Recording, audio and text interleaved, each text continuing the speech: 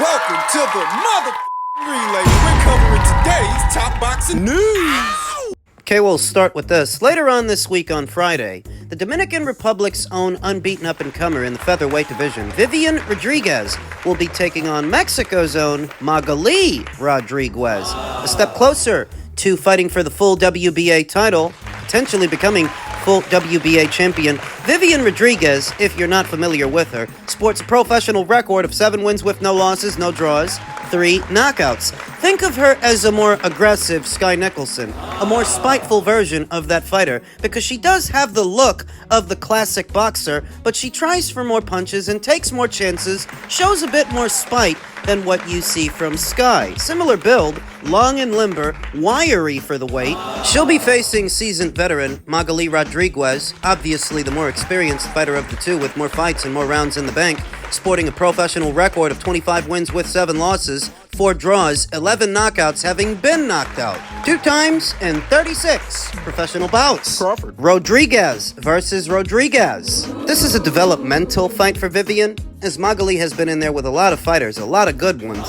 Former WBA regular champion Erica Cruz, an Olympic gold medalist in Estelle Mosley, another Olympian in Caroline Dubois. Those fights were up there at 135. This one is at 126. This is a featherweight contest. It appears that Magali has since moved down. She's currently on a 3-fight winning streak. This will be Magali Rodriguez's 3rd fight of this year, and Vivian Rodriguez's 2nd. Vivian was last in action in August of this year opposite the ring Liliana Martinez, who she decisioned over 10 rounds. Not as productive a year for Vivian as last year was. She debuted as a professional last year, and she fought 6 times last year. 6, as opposed to 2 this one. Took a foot off the gas this year. Currently ranked at number 2 via the WBA's ranked standings, ranked right behind Joanna Chavaria Lopez, who she might have to fight down the line. It's a potential opponent. So is Spain's own Jennifer Miranda, WBA interim champion.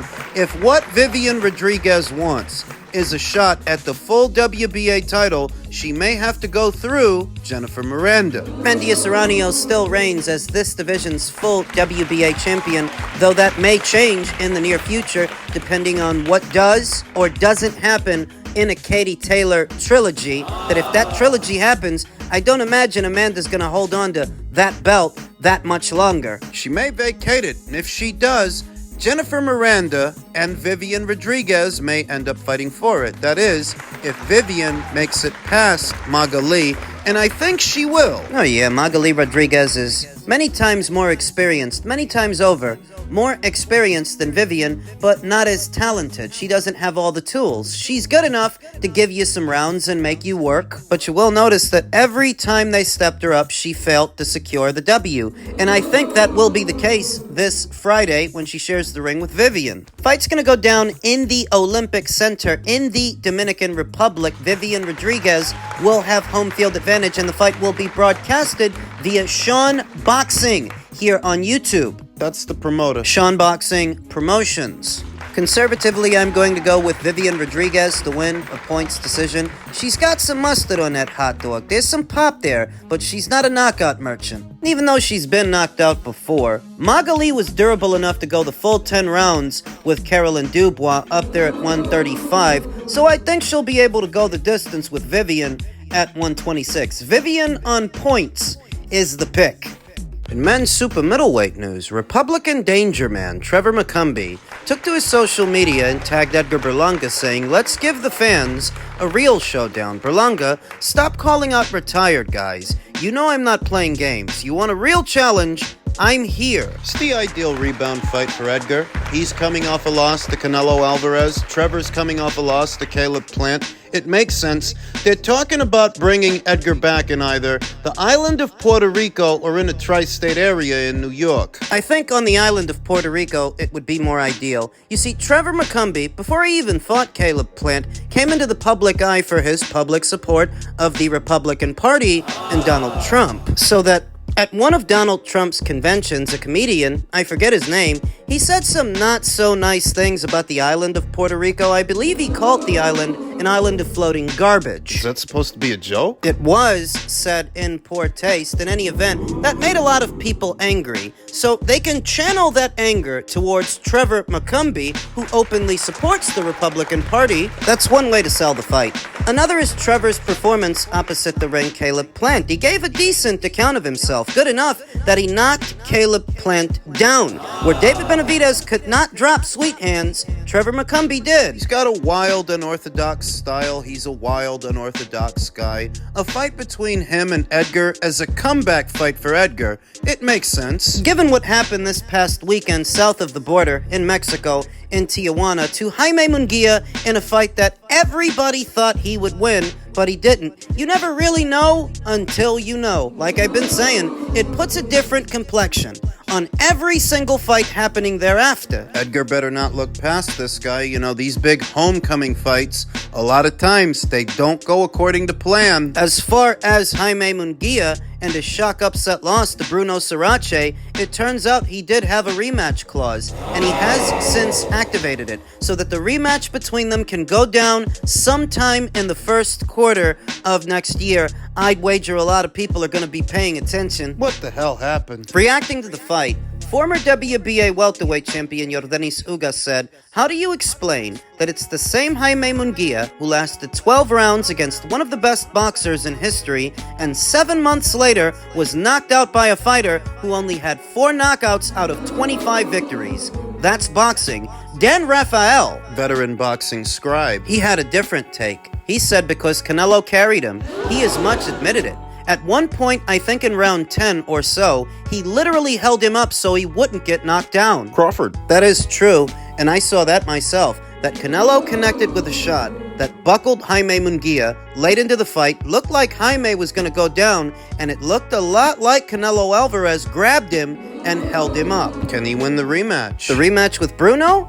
I mean, I think he can, and in spite of how many people are laying into him right now, if and when that rematch rolls around, I'd wager a lot of them are going to be picking Jaime to win too. Some people are saying he's a shot fighter. Some people are saying this guy's punch resistance is gone. And if it is, how's he supposed to win a rematch with Bruno? Punch resistance is one of those things to where you got it up until you don't. It was that way for Jarrett Hurd at 154. It was that way for Joe Joyce at heavyweight. It seems to be that way now for Jaime Munguia. It could be. This was a busy year for Jaime. The Bruno Surace fight was his 4th fight this calendar year. So after 3 fights, 3 fight camps going into the 4th, he might have been tenderized. Might have been one fight too many for what has already been a busy year for Jaime Munguia. So what can he do? Tidy up. I don't know if it's as bad as everybody's making it out to be, but it could be that he's a shot fighter. Though in the event that this shot fighter intends on fighting on, what he needs to do is tidy up. Use the jab. Go back to Freddie, because when you were with Freddie, you were showing signs of improvement, using the jab, doubling up on it, and setting up all your punches with it. You weren't just throwing wild hooks and wild haymakers that could be countered. So he got knocked out off a big counter right hand that he didn't see coming. So when you're using a jab and everything you throw is off the jab, you're a lot more defensible and harder to counter in between because you're staying behind your lead. As opposed to trying for wild hooks and haymakers and big punches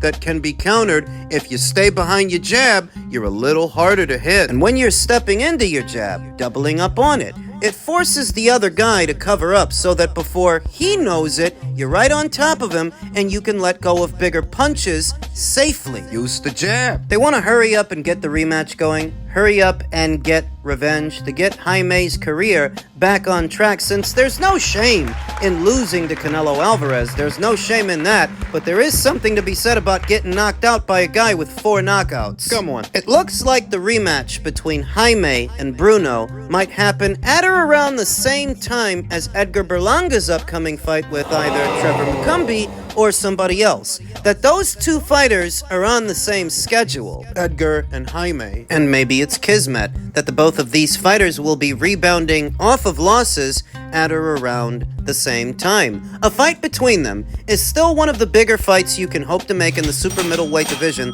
that does not involve Canelo Alvarez. Still worth something. I think a lot more people are viewing it as a more even fight now that Jaime has been knocked out by Bruno, that if Bruno can knock you out, Edgar knocking you out is not outside the realm of possibility. That actually adds sizzle to the fight. Seemed like a foregone conclusion to me before that Jaime would beat Edgar. Now, anything can happen. They're saying that Edgar's upcoming fight, whoever it's against, will be his final fight under his existing Matchroom deal, and afterwards, he may enter free agency. But I don't think that stifles this fight's chances of happening, because it's still one of the bigger fights to make in the super middleweight division, and they need it. They both need it. You see what happens. What can happen? In a fight that Jaime was supposed to be able to win, time is a luxury that boxers, many of them, actually don't have. So you have to strike while the iron is hot and make your money while you can. That if Edgar rebounds off his loss and Jaime rebounds off his,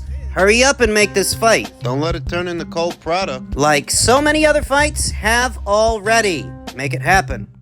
Men's heavyweight news, the WBO has cleared the way for an Alexander Usyk versus Tyson Fury trilogy fight with a special condition. WBO President Gustavo Olivieri has confirmed to Talk Sport that the major sanctioning body will not stand in the way of a trilogy bout between Tyson Fury and Alexander Usyk. The WBO are next up in the sanctioning body rotation system to order a mandatory challenger for the winner of the upcoming rematch on December 21st, this Saturday, for the WBA, WBC, and WBO heavyweight titles. As a result, they could order the victor to face their number one contender and then proceed to strip the champion of their version of the world title should he refuse the fight. The IBF exercised their right to do so this June when they ordered Usyk to face IBF interim champion Daniel Dubois.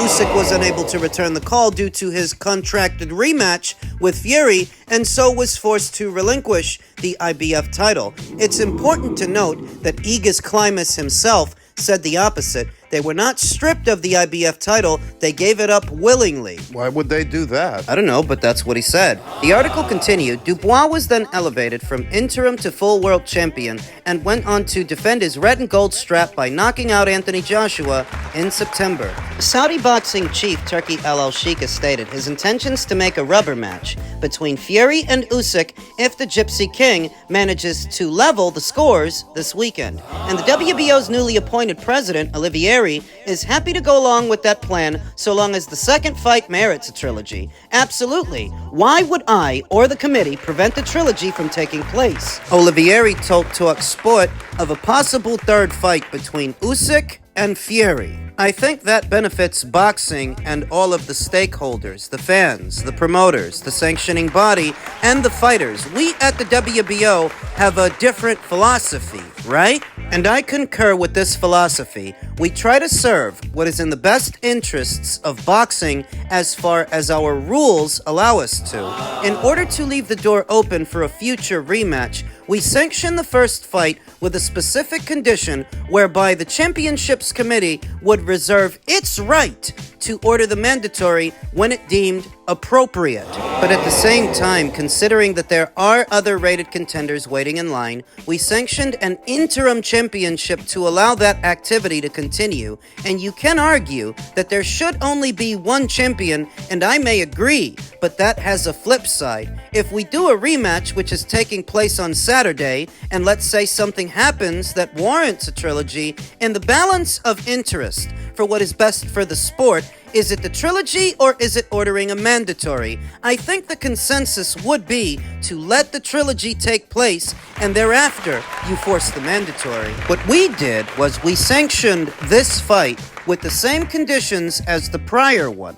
If there is a trilogy, we will certainly allow it to happen. I think it would be a grave injustice from the WBO and me as the acting and newly elected president to prevent a trilogy from happening. At present, the WBO's interim champion is Joseph Parker, who won the belt by beating Zhilei Zhang back in March. However, he won't be holding on to it for long, as he recently agreed to box IBF champion Daniel Dubois this upcoming February. The WBO's rules state that interim champions cannot unify their belt with a world title from another organization, so Parker will be stripped of his WBO interim title once the opening bell sounds. When you have an interim champion, we don't unify an interim champion with a legitimate champion from another organization. That is our policy, Olivieri added. So what we've done in this case is we've advised Queensberry Promotions that we have no objection to Parker fighting for the IBF title. None at all.